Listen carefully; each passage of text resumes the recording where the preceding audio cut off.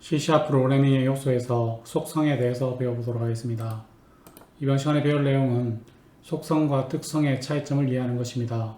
속성의 영어 번역은 property이고요. 특성의 영어 번역은 attribute이거든요. 네, C샵에서는 속성과 특성을 구분하고 있는데 그 차이점을 이해하고요. 다음에 속성을 작성하는 방법을 익힙니다.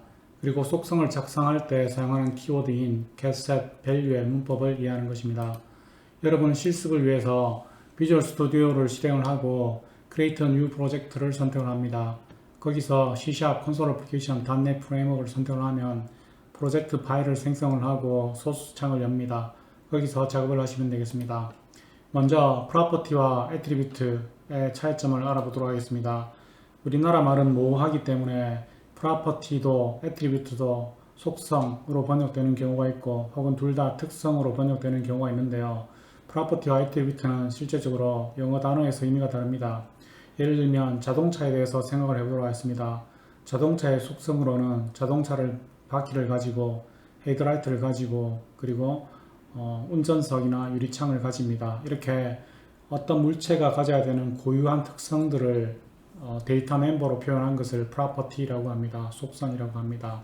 근데 만약 이 자동차가 경찰차라고 가정을 하고 있습니다.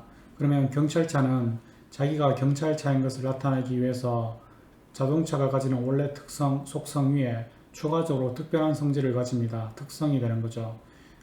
경찰차가 가지는 이 사이렌은 자동차 고유의 속성이 아니라 경찰차만이 가지는 특성이 되는 거죠.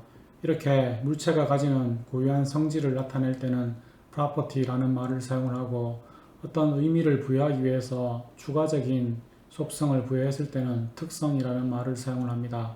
비슷하게 C샵에서 property와 attribute를 사용하고 있기 때문에 여러분이 이것을 구분하면 될 것 같습니다. 네, 비주얼 스튜디오를 열었습니다. 그래서 속성을 작성을 해보면 employee라는 클래스를 정의를 합니다. 그리고 거기 employee는 만들어진 인스턴스의 개수를 카운트하기 위해서 static 변수로 카운트를 가지고 다음에 employee마다 이름을 가진다라고 가정을 해보도록 하겠습니다. 그리고 employee 이름을 접근하기 위해서 이름을 쓰는 함수 또 이름을 얻는 함수가 필요할 수 있습니다. 일반적으로 getter 혹은 setter라고 하는데 이것을 위해서 get name 혹은 set name을 지정하지 않고 이렇게 property를 지정할 수 있습니다. property를 지정하는 방법은 접근 변경자 다음에 type 변수처럼 선언하고요. 세미콜론으로 마무리하지 않고 여는 브레이스와 닫는 브레이스 사이에 get 하는 부분과 set 하는 부분을 작성을 해줍니다. getter 부분은 get이라고 적고 괄호안에 함수의 본체를 적어줍니다. 이름을 리턴해야 되기 때문에 string name 데이터 멤버에 name을 리턴하도록 작성되었고요. setter 부분에는 이름을 변경하는 부분을 작성을 합니다. 이름이 전달되었을 때 이름에 해당하는 오른쪽 부분은 value로 전달된다라고 암묵적으로 가정하고 있습니다. 그래서 value라는 키워드를 써서 value를 name에 접근하도록 합니다. 이렇게 해서 getter와 setter를 가지는 name이라는 property를 작성을 했습니다. property의 장점은 getter나 setter의 일부를 막을 수 있다는 것입니다. 예를 들어서 count는 내부적으로 관리되는 변수이기 때문에 외부에서 쓸 수는 없고 읽을 수는 있다고 가정해 보겠습니다. 그러면 getter만 있어야 됩니다. 그래서 get 부분만 작성을 하고 set 부분은 없기 때문에 count를 변경하려고 하는 코드에서는 컴파일 타임 에러가 발생을 합니다. 예를 들어서 그리고 기본적으로 어떤 value를 가지는데 이 value 자체를 변수로 선언하면서 property를 가지도록 할 수 있습니다. 그렇게 하기 위해서는 get과 set을 이렇게 명시하고 함수 바디는 작성해 주지 않습니다. 그러면 value가 정수 변수처럼 취급되는데 get이나 set 일부를 enable 혹은 disable 시킴으로써 getter와 setter가 활성화되도록 할 수 있습니다. 코딩 예를 보면 employee 객체를 하나 생성을 했습니다. 그리고 employee.count 스태틱 변수이기 때문에 클래스 이름을 적어주고 count를 접근을 했습니다. 지금은 객체가 하나만 생성되었기 때문에 이를 출력을 하고요. E1의 name은 syntax이기 때문에 syntax를 출력을 합니다.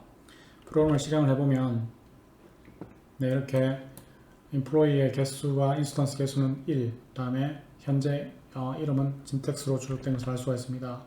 count의 정의로 이동을 해보면 count는 getter만 가지고 setter는 가지지 않습니다. 그래서 웹에서 스태틱 변수를 수정하려는 코드를 작성을 하면 수정하기 위해서는 등호의 왼쪽에 있어야 되겠죠. 이렇게 작성을 하면 빌드를 하려고 시도를 해보면 이 부분에서 세터가 없기 때문에 컴파일 시간 에러가 발생을 합니다. 네, 이렇게 프로퍼티를 사용하면 게터와 세터를 쉽게 enable 혹은 disable 시킬 수 있기 때문에 C샵에서는 프로퍼티라는 이름으로 이렇게 사용할 수 있습니다.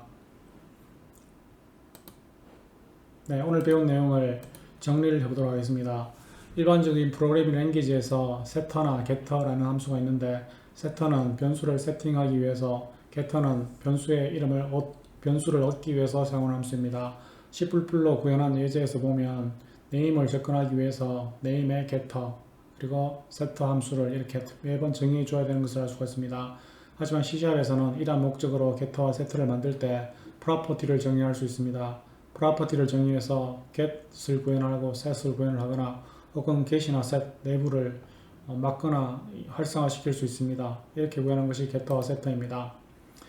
getter와 setter가 실제로 언제 getter와 set을 함수로 호출하는지를 판단하는 방법은 이 property가 왼쪽에 사용되는지 혹은 오른쪽에 사용되는지로 판단하는 방법입니다.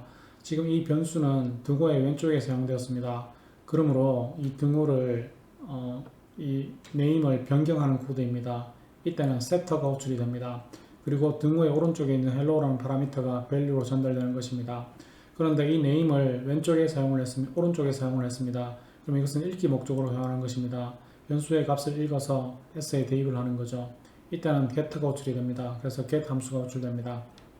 네, 이렇게 property에 대한 설명을 마치도록 하겠습니다.